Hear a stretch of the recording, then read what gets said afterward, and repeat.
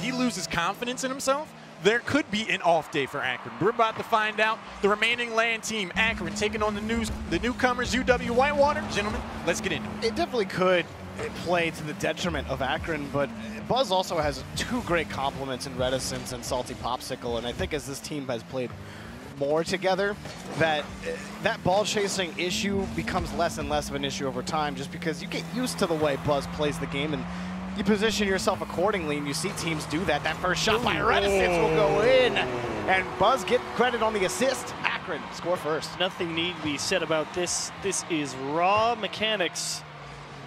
Hit the flip at the wrong time. Field side flip, man, you hate to see it. You know, we're talking about your 16C, you don't have any nerves. That definitely felt like an instance of nerves of being in. They know, like, I can play better than that. That's exactly yeah, absolutely. Everyone knows. You shake that one off, you say, all right, yeah, well, I know that one shouldn't have went in. My bad, guys. And Laz ended up undercutting that one. Back to the other side, and for Salty Popsicle, shorthand Salt, I like it. It's much easier to say really quickly. Reticence. Oh, it got across the box, across the post. Buzz didn't expect that touch as he moved out to the corner. He wasn't able to find it. Salty Popsicle back for this, waiting for the touch from Laz, and he's going to win it here in midfield. Can't win again, but he essentially wins it if you consider who the ball has it. And Buzz able to pick that up. Not the cleanest clear from Laz, however. Zips actually taking their sweet time to go and get this one in the midfield. Finally, Salt coming forward. Free ball for Buzz. He will not ask for help. Tried to do it himself, but it will be Reticence. Give and go. Make it another one. It doesn't need this extra touch. Just slide it into the corner. 2-0 Zips. Yeah, just taking advantage off of the rebound. Laz has to find that touch there on the corner. He was pulling it out, maybe expected the ball to bounce a little bit farther in front of him. Instead, it went wider to the left of him in the right, if you're looking at Akron's point of view, and Reticence took advantage. But the ball chasing pays off there for Buzz. Really quick fire to get that follow-up response. Akron came out here ready to play. See, that's the funny thing, Haloran, is that you mentioned that, and recently, at least in the highest level of Rocket League, we've realized that ball chasing isn't a bad thing inherently. If you do it right. If you do it right, ball chasing is in fact one of the best things you could do, but the issue is doing it right all the time. So it can definitely beat Akron's boon. That's a good pass and the shot over to Buzz. And Akron looking like they picked up right where they left off in the fall season. Absolutely. This is just a product. Hammer needs boost, goes back to the corner to get it. Two things. One, it's not there. Two, he just leaves the total middle of the field wide open for an easy pass to the top of the box, and good luck saving that one. UW Whitewater, they're doing a lot of damage control right now. They said, you know, Akron's a strong team. We expect them to perform. They're doing exactly that. If they have any chance of winning this series, they have to just shrug these 3 goals off and just play the game. And off the ceiling, Tex got bumped. And Reticence tries to move down the field. Laz, he's going to try to carry this close to him. He lost the ball. Buzz, he picks that one back up. Hammer with no boost again, but challenged by Reticence anyway. Buzz just teeing that out, looking for, oh, the midair pass, almost succeeded on it, but Buzz's shot way wide. Oh, and it looked like he wanted to pass it out to Reticence, but the ball chasing that was almost to the detriment of Akron. That's the exact instance I was talking about going into the game, not able to capitalize. He had to stick with it just because if he let it go, it was going to be a free ball all the way for Whitewater, so he decided to take his chances taking it across net. He just got very fortunate. Laz was just out of range. Up is Laz. He wins one challenge here against Reticence. Downfield is Hammer, and he can't find that touch. And trying to stay with it is Buzz. Can't find it, but again, it's just been really not a lot of pressure for Akron on the defensive end. And Whitewater, they try to get things going past the midfield line. They can't really get any real estate on the blue half of the field. They get these touches, but it's either followed up by them getting demoed or they have no boost to actually follow it up. And so it's been a struggle for Whitewater overall, and then now you're double committing with no pressure from Akron coming. So they just can't get things figured out on the communication end. We've seen this a lot with teams that are super powerful going into the series. It just feels like their reputation precedes them, and the other team just gives them so much real estate on the field. And it's like, if you're going to give them those shots, they're going to find the net sooner or later. UW Water just have to take the fight to them. Well, that is the hard thing. They can't really do that because a lot of the times they've just been strapped for boost, and they just don't have the ability to keep the ball close to them, and they don't want to try and force the challenge in front of their net with nothing, even though I personally don't think it's the worst idea. Just because better to force the challenge and try and get something to go your way than it is to just continually hand them the ball on the midfield line. Yeah, and hope you can hang on. Yeah, absolutely. And again, they've found the challenges on their own, and even sometimes risking it out in front of the box hasn't happened that often, but it's again breaking out of the midfield. Right, here's a chance. Oh no! Laz wanted to follow that ball, and Hammer was just right there, and it comes back to haunt them. Oh, from bad to worse. Oof, that bump, not much more to write home about it. And Salty Popsicle, he just gets, you take that challenge every single day. 4-0 for Akron. All these flavors, and you choose to be salt. Yeah. Salt is definitely showing up for the team. Is salt a flavor? Salt absolutely has a flavor. What are you talking about? Yeah, salt has a flavor, but salt is not a flavor. It is a description. Are That's fair. Oh! Well, so that's what I mean. UW Whitewater gets on to the board. A little bit of momentum, a little bit of inspiration. Maybe. And it was off the kickoff as well, which is good, because that will be like, all right, cool. We are at least capable of generating some early pressure and starting things off on the right foot, which is definitely going to be the key to success, I think, going into game number 2 for them, because, you know, 1 week it was resources. 1 week it's bad kickoffs. What's the theme this week? This week is definitely still it's the kickoffs and the boost, yes. Well, as time expires here, Akron built themselves an insurmountable lead in game 1, and as I said earlier, picking up right where they left off from the national championship. A strong performance against an unknown here in UW Whitewater, who may pick up a final goal to close things out, but it won't happen. And the Zips Gold are up 1-0. Akron there, to the team that we expected them to be. On the other side, UW Whitewater, 1 game now from elimination. One of the things I'm really concerned about for this team going into game number 3 is that Laz said that one of their biggest strengths is their ability to communicate. And when your opponent starts to run up the scoreboard, it's really easy to get silence in comms. So I hope that going into game number 3, they're just like, guys, this is potentially our last game. If we're going to go down, we may as well go down swinging. And I want to see them get on the offense. Yeah, game number 2, again, I still think a lot of success comes from kickoff, because you have to be able to at least generate pressure. Because you saw what happened in game number 1. The kickoff went neutral. Right. Akron was just winning possession, taking the boost in the midfield, occasionally stealing something away, and you found them a couple times having to rotate back. We need resources, and all that does is let Akron pass the ball. All right, so that doesn't work. Well, obviously, if the kickoff goes bad, then the kickoff goes bad, and that's never good. So you got to start somewhere, and the easiest way to start is make sure game number 2 starts off in your favor. One of the things that I'm really hoping to see is just more aggressive challenges out of UW Whitewater, because it seems like they're going into them kind of half-hearted, as though they just assume they're going to lose because they're playing against such a strong team. But if they just forget the names on the top of the cards they're playing against and just go at it, they might do better. Well, I mean, what plays into the aggressive challenging is exactly what Achieves was talking about, and it's that resource game, and there never being resources for UW Whitewater to take on the field. And it will help, absolutely. The aggressive challenge game definitely is resource-dependent, but forcing the challenge is a totally different thing. Expect Whitewater to get backed into their own half again this game, but they need to be able to force a challenge with or without resources. They may not be able to be as aggressive as they would like, but they do have to be able to force a challenge. Right there with you, UW Whitewater facing elimination if they go down here in game number 3. Akron's on a roll. Let's see who comes out on top. And it already starts off the kickoff with Buzz taking away all the boost on the field for his team.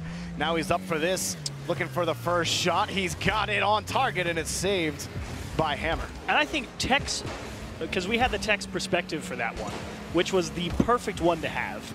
Because he had 25 boost, and here's a 1-2 across the top of the box, and Akron, wash, rinse, repeat. Tex tries to get it clear, and this is where they need to be able to force a challenge, and Laz tried, and Hammer just couldn't quite cover the distance, and kind of blindsided by Buzz there. But again, on the earlier possession, we saw Buzz take all the boost and left Tex with nothing in the tank, 25, which essentially will get you half a hop and not very far up. And Akron's a team that definitely likes to follow up. We saw the 1-2 touch at the first goal right there. UW Whitewater, they got the work cut out for them for the next 4 minutes. And again, you have to expect Wisconsin Whitewater to get backed into their own half. It was the case in game number 1, and here's where you really got to be able to force a challenge. They did just that. Hammer did try to beat the guy on the flick. You would have liked to see him at least try and punch that ball into space, because getting that ball into space is going to be the most valuable thing for Whitewater, because balls to space buy you time to get boost. Well, they've at least equalized here on their own corners. They picked up both of their corner boosts as well as the right midfield boost. Allows Hammer to try to go up for that, but just going too far forward to be able to actually make a touch onto the play. And so Whitewater unable to break out even after they do get resources. That's a great save. Tex and Laz follow it up. Whitewater able to keep the scoreline 1-0. There was an instance where, you know, UW Whitewater, they get the ball, they get possession, and they go for the flick midfield with 0 boost. And anytime we've seen a team try to go onto the offensive front with 0 boost, it seldom goes their way. UW Whitewater, I totally agree with you guys. They got to get boost to the tank. Oh, and he wanted to hit Laz on the play, but it was too far behind Laz to be able to recover. And Laz, no boost to be able to reposition himself. It's a good touch by the Tex to try to prevent that boomer down, but a follow-up from Laz was late coming. You'd like to see Whitewater, again, the aggressive challenging that Haloran was talking about. And instead, it's Salty Popsicle who puts in another one for Akron. No respect these days, Jorby. No respect at all from Hammer, as he does not believe Salt that he can go and get that. Well, you're dead wrong, boy. Make it 2-0. Achieves Dangerfield out here. Like I said, if you're going to go down, I would hope that UW Whitewater chooses to go down swinging. I do like that they are being aggressive. They are going for the challenges. They pay for it there. But if they're going to get any opportunities, they cannot play defensive. I mean, I think that they've grabbed, just on their own corner, I think they've grabbed 3 out of the last 10 boosts that have spawned in the orange half of the field. That you're just not going to be able to break out of your own half like that. And it's just, you know, give credence to Akron's offense and their ability to steal the boost on the back half of the rotation. And then the quick transition. Again, it all just leads to the success that Akron has found.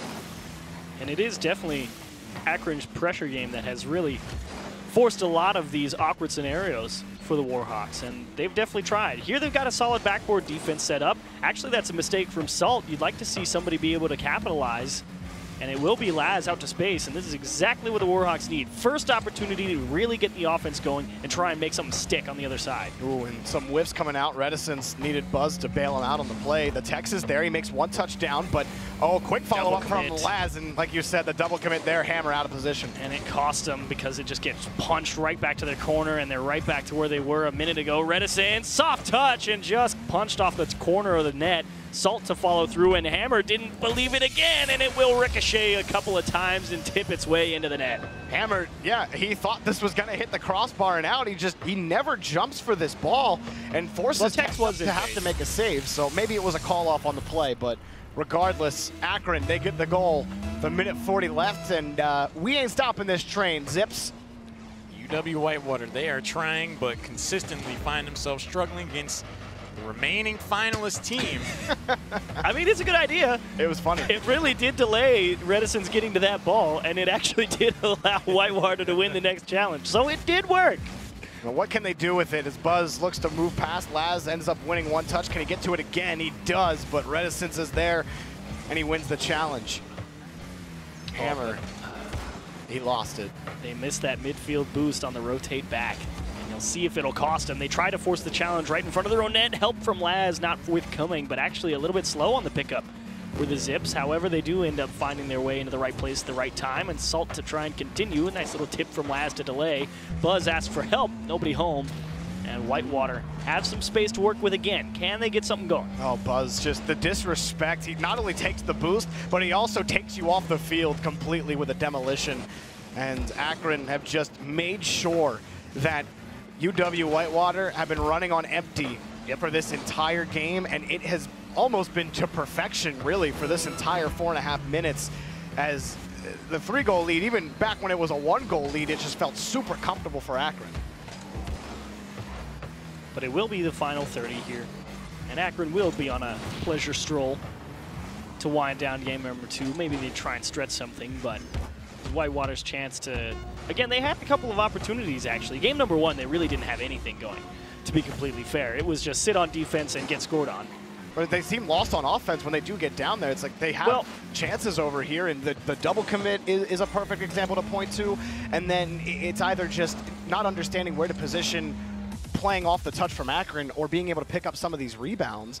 And it's it's just been a struggle for them on the other end. So yes, while they were able to get to the offensive half of the field, they weren't able to do anything when they got there. That is the thing. It's a clean win for Akron, no doubt. So we can brush past that. But Whitewater, it's the fact you're able to get out at all and have an opportunity does say good things. Be like, all right, it does show that Akron is not perfect, and they will allow you some opportunities. And it's all about how Whitewater, after they get those opportunities, that's where the communication comes in. That's where they're like, we got to be able to play smart. You can't have those double commits in the corner. You can't hand the ball right back to the Zips, because that's what's going to happen if you do. We've seen this story before, though, where a team that we expect a lot of, they get a 3-0. And it's not like with an asterisk. It is with an exclamation point. They're the dominant team from beginning to end. And it feels like they're not even being challenged necessarily. So as far as building up momentum, once we get into day 2, day number 3, when they do run into these more difficult teams, my question is going to be, are they going to be ready for that challenge? Because they did not seem tested that much. Well, that's actually a big part of the reason. You really have to change gears if you're Akron and you play against a team like Whitewater, and you are kind of giving them the whitewash. It's like, yo, we all know we weren't tested, but what is good is it does feel like a well-disciplined offense. It's not like they're trying to do anything crazy and getting in over their head with stuff. It's saying, yo, they're giving us this, let's do with that. And that is a pretty solid mindset to have if you're playing a team that you feel like you should beat. And to that point, Buzz mentioned how he's been trying to work on his ball chasing and really tried to just rely more on his team as Akron picks up the first goal of game number 3 here. And I think we've seen some of the fruits of that. It definitely hasn't been all Buzz just passing to his teammates, but he's definitely been more of a team player than he has been in previous games that we've seen him. Yeah, Reticence and Salty Popsicle both definitely getting a little bit more involved with the offense as usual, especially Reticence. I think Salty Popsicle has been that third man that has really started developing and being that cleanup man that they might need. But Reticence is definitely more involved in that aspect. I would absolutely agree. And Laz, you can't tee that one up. So for UW Whitewater, oh dear, it's about finding that touch in front of the box, not letting Buzz score on you as Akron get the second goal of the game. And yep, we've seen this one before. Empty back wall, mechanical mishap, and a punish. Next question. UW Whitewater, 4.5 minutes away from being eliminated from the tournament. We got to get back to basics. Anytime we see a dominant team, we've been talking about the amount of boosts they've been getting. Very little. They got to start from their corner and then move downfield. It does start with that, and it will start with how you manage to clear the ball. Hammer needs to be up for that to challenge, because all it does is allow Reticence. He knew the touch was going off his back wall. He had the boost in the tank to make an opportunity at it, and he let it go, and Reticence just looks down at him and then scores. At some point, you have to wonder if it's not Hammer respecting his opponent's ability to shoot, but if Hammer is just not sure in his own ability. That's a tough play to make. To jump for some of these balls, and a lot of these balls that have been his responsibility, or at least you feel like they've been his on these plays, they have been tough to be able to touch, and he just hasn't. He's either not jumped for any of them or has been super late to the challenge. And so you'd like to see him be able to clean that up. And the good thing for Whitewater here in Game 3 is that these 3 goals got scored early, but it has to stop now. You can't give Akron a 4th goal, and you have to be able to block that for Laz. That's good here. Buzz, he can get back to it off the crossbar, and Salty Popsicle able to clean this up. So make it stick. They do win possession out of the midfield. They force the challenge as well. It's all about how Tex is able to buy time. It's a gentle tap to the corner for Laz. This does bode well for the Warhawks. However, they just lost the second possession, and Tex, I think it was, caught trying to go into that corner coming out of his net just to get that boost. Yeah, and Laz wasn't able to pick up the boost in the corner. He had nothing to be able to chase the ball that he sent up to the sidewall either. And so just really every player not getting it done on defense on that play for UW Whitewater. And we saw Buzz steal away the boost to set himself up to make that play. Just textbook quality Rocket League. Akron is on a roll. And again, I am impressed with the way Akron has played just as a team. I think I don't think they've truly been tested in this series, but I think you can look at just how they're rotating and how they play just as a team in a vacuum, and I think they really passed the test of improvement as far as that's concerned. That being said, you really see when a team has improved when they're truly tested, and I don't think we've seen that out of Akron yet. I mean, they've definitely been competent and consistent with some of these one-tap goals, especially that last one's a strong indicator that they are able to communicate and play at a high level. Once they go up against a team that's going to be able to block some more of those shots, let's see how they do on the follow-up. Yeah, and again, for UW-Whitewater, you know, give credit to their ability to be able to at least adapt and be able to make some of the aggressive challenges, but there's just too many other issues that they haven't been able to clean up on. Here's a best chance they've had so far. The first shot was blocked. The second shot, while it wasn't close enough, still blocked by Salty Popsicle. Trying to get back around to it is Hammer. Laz has to pick this one up around the corner, but there's really no play to be had here. Laz has to try to generate something on his own, and he's left flipping around in the corner trying to generate something in front of the box. And here come Akron again. Salty Popsicle's going to find the touch out to the corner, but Akron, you know, it just continues to fly into the orange half for them, and a 5-goal, possibly more, lead here in game number 3. And they will play Akron. Obviously, we already know they're going to win Game 3. It's two minutes left, but a 5-0 goal, and Whitewater haven't really got any of the offense going back down the other way, so you got to start looking ahead if you're Akron at this point. And they do play the Ohio State B team coming up next, which got Messetter, Sleppy, and Sunnyside who are on it. And you got to think, does that team really have the offensive chops to make something stick against this Akron team? Because Whitewater has shown that, yes, Akron will give you something every now and again. Not every time. Not every time, but they will have that. And I think if you're Ohio State B and you're watching this game, the big thing is something that we harp on in every game, and that's resource management and being able to just win the boost battle in your own corners first and try to deny the other team those boosts and then start from there. Because right now, UW-Whitewater, they haven't really been able to do that at all. Buzz doing that is a perfect example. It feels like he's been the one just stealing every single boost on this side of the field. He's been instrumental in it. Reticence picking up another goal, but Salt was he was such a gentleman about this. It's like he absolutely could have just wheeled around and put that in, but he knew Reticence was coming, and he just let him do it. After you, good set. We have seen some offensive chances from UW-Whitewater. We saw Laz come flying in. Hammer looked for the dribble downfield. So they are trying to piece together some form of offense. It's just, like you said, it's a little disjointed at times. And I have to say, though, I'll just say again, I like the way Akron look. I mean, we talk about our national championship teams and how none of them are going to Minneapolis. Akron are the last team standing as far as that is concerned. And so you're looking at, okay, what's the bar for the North? Is it still the incumbent UIUC that everyone liked to pick at the beginning of the season? Or are Akron, you know, is that bar that they set for the national champions of the North still high? And I think that, you know, we don't necessarily have the answer, but we do have an emphatic victory over this UW-Whitewater team, which is a must-win for Akron. You have to beat the teams you're expected to beat. And they do that here, and they do it in the fashion that you would expect them to. Absolutely. There's a reason you come in as the 1 seed if you're Akron. And obviously, I touched on it a little bit, quality performance over at LAN. Then, of course, the recent win in the community college tournament they just played with a couple of other teams that played in the CRL Spring Invitational. Akron has definitely shown that, you know, they weren't happy with not being able to walk away with a national championship title. And they have definitely put in the work in the offseason, undoubtedly. And they definitely come in geared for this one. And you said it. You got to beat the teams you got to beat. And this is absolutely the way to do it. When you spend a grand total of maybe, what, 45 seconds on defense across 15 minutes? Yeah. It's a strong start. Absolutely. It's just, I don't think that even one bead of sweat was dropped on the side of Akron in this series, and that's got to feel good for your first game to be that if you're Akron, as they take this series handily 3-0, a 6-1 emphatic game number 3 victory. And we like to keep the ball up as long as we can in Rocket League, and finally killed.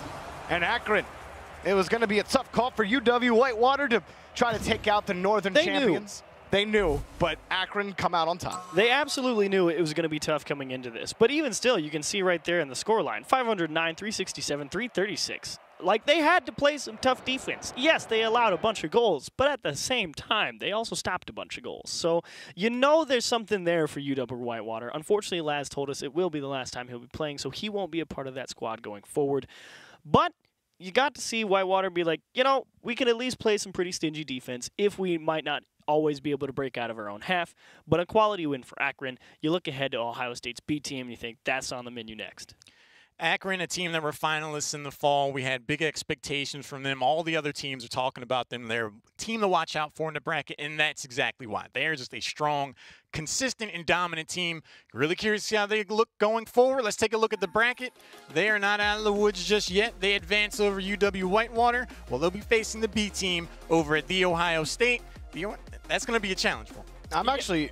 Go for it, Chiefs. Well, it's just I touched on it a little bit in the middle of that game. You know, it's Meseta, Sleppy, and Sunnyside, and you got to wonder. Okay, Ohio State versus Kansas State yesterday. I mean, that Kansas State definitely did test the Ohio State B team a few times. A lot of good passing plays, and Ohio State wasn't necessarily able to always stop that passing play. It was more Kansas State not being there to finish the job. And Akron is absolutely a team that will be there to finish the job on the passes. You saw it just in that series alone. They're passing the ball. You let them pass the ball, they'll beat you. Yeah, absolutely. I'm actually excited the other side of that side of the bracket for Waterloo, Nebraska. I'm really excited to watch that matchup and see how far Waterloo can go, because Waterloo looked really impressive to me when they played, and I really want to see how that team can stand up, because right now, if I'm trying to project out who's going to win these next two matches, I have Akron and Waterloo, and I think that would be a fun matchup to see. So I 100% agree. What did you guys have to say? The Twitch poll, I think it ends up being 50-50. A lot of faith in UW Whitewater. Akron, they are still Akron, though, so they showed up and had the performance we thought they might have. That's everybody that knows Akron's other sports teams. Wow. Bars! We got a tweet coming in from you guys. Let's see what you have to say. JJ Green Giant, do you think Akron can surpass their former Season 2 competitors and make it all the way to the finals? You know, when they have a performance that strong, it's easy to say yes, but again, they weren't necessarily challenged, so I'm not too sure on that. Well, do they look like they absolutely can make it out of the North? Yes. Will they make it out of the North? Maybe. So it's been unkind to every other land team. That's all I'll say. Hot take. Akron are the only national championship team to go to Minneapolis.